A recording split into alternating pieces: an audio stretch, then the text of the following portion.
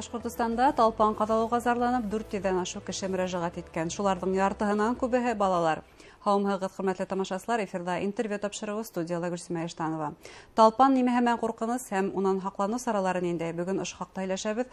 Студиябызның кунагы Республика гигиен һәм эпидемиология үзәге табибы, эпидемиологы Гөлназ Котоева. Гөлназ Ринатовна, һаумыгыз.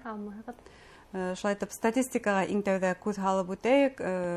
Үткән ел менән сараштырганда нисек гомумән күпме, әҙме булган? Республикабызда быйыл тәүге талпан катылу осрагы 7 апрель көне теркәлде. Былтыр иһә ул 25 март ине. Бүгенге көндә 485 кеше медицина учреждениеһына мөрәҗәгать иткән. Ул былтыргы ел менән сагыштырганда 70%-ка күберәк. Шуларның 200-гә якыны ул балалар тәшкил итә.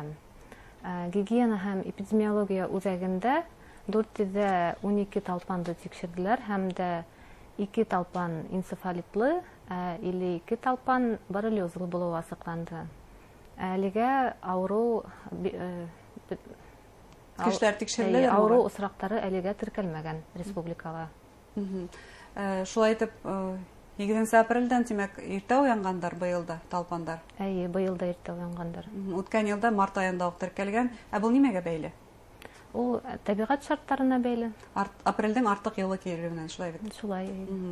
Энцефалит һәм боррелиоз тигез. Шулай итеп, республикала талпан аша кешегә яга торган иң куркыныс серләр, тимәк, ошо икәү?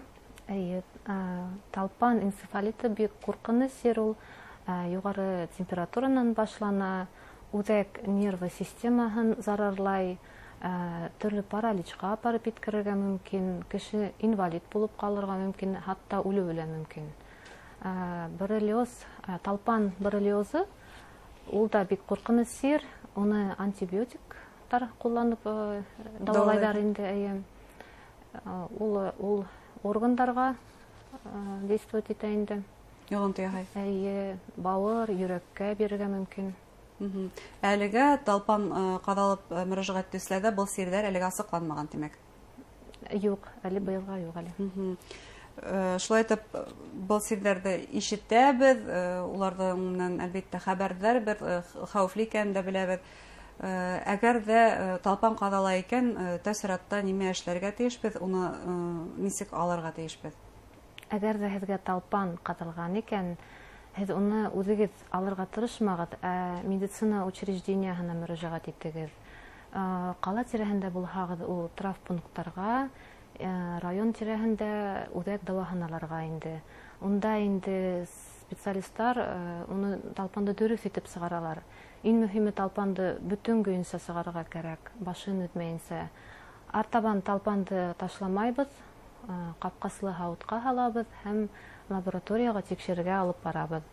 Безнең Уфа калаһында Шафиева урамы 2нче йортта лабораториябыз эшләй һәм Карла Маркса урамы 69нчы йортта.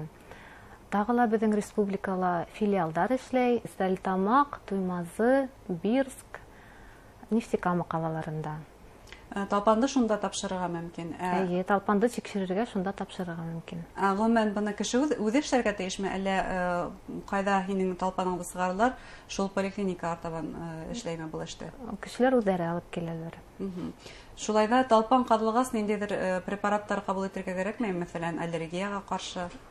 Әгәр дә инде талпандар тикшергәндән һуң энцефалитлы яки боррелиозлы булуы ачыкланһа, һезгә кулыгызга справка я результат бирәләр.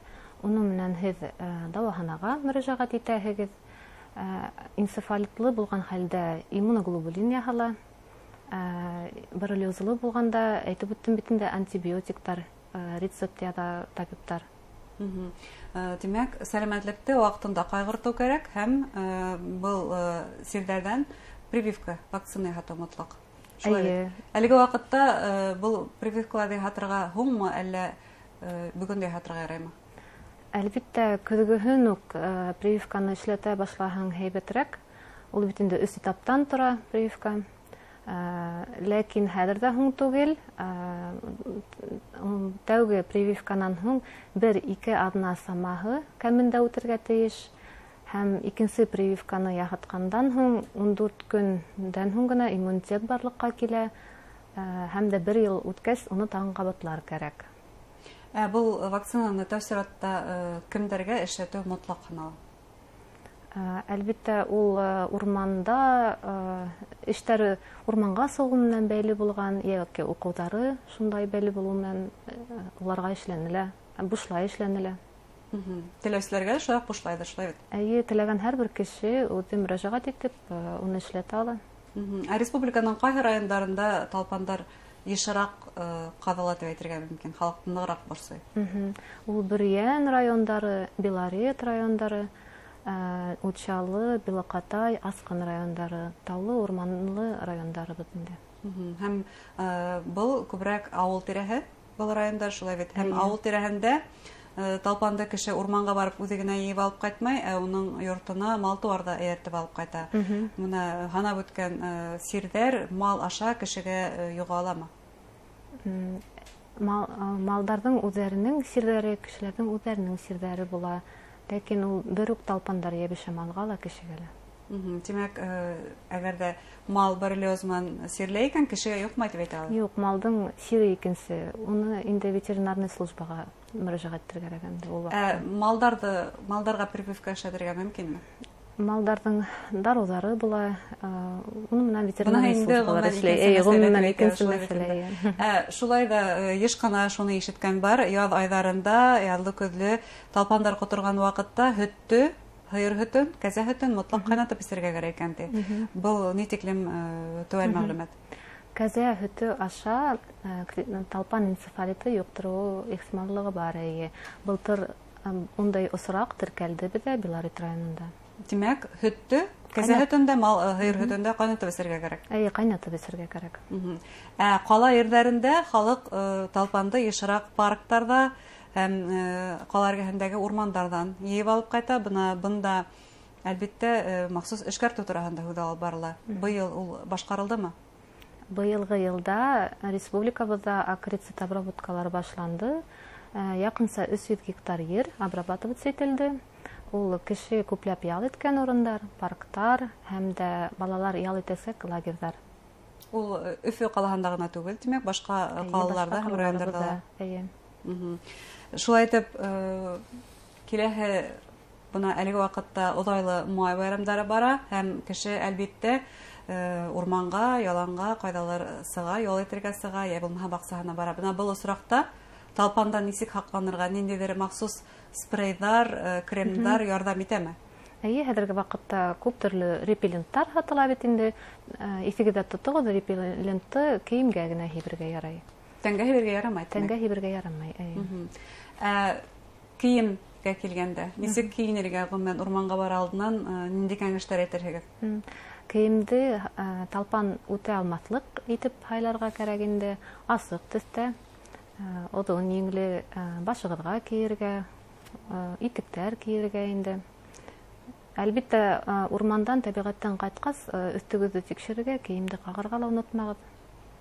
Шулай итеп, талпандан һаҡланыу ҡағиҙәләре бер, ул һәр ваҡыт үҙеңдең сәләмәтлегеңә үҙеңә иғтибарлы булыу, шулай бит.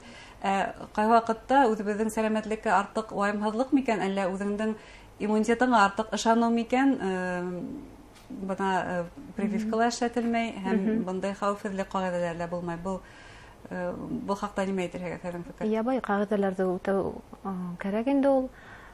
Прививка эшләтмәгән хәлдә лә шул әйтеп үткән ҡағиҙәләрҙе үтәп, әгәр ҙә инде талпанды үҙегеҙ алған хәлдә лә, лабораторияла тикшермәгән хәлдә лә, медицина учреждениеһына мөрәжәғәт итеү кәңәш ителә инде. Әгәр дә моғайын да тән температураһы күтәреләлер? Энцефалит булһа, тән температураһы күтәрелә. Боррелиоз булһа, икенсе симптомдар беленә бит инде, тән температура булмаҫҡа ла мөмкин. Шуға ла бер ниндәй ҙә симптомдар булмаған хәлдә лә медицина учреждениеһына, табиптарға мөрәжәғәт итергә кәңәш ителә. Әңгәмәгеҙ өсөн рәхмәт, кәңәштәрегеҙ өсөн дә. Тимәк, үҙебеҙҙең сәләмәтлеккә иғтибарлы булырға тейешбеҙ. Хөрмәтле тамашасылар, шулай итеп беҙҙең студияла Республика гигиен һәм эпидемиология үҙәге табибы, эпидемиолог Гөлназ Ҡотоева булды. Иғтибарығыҙға рәхмәт, һау сәләмәт булығыҙ.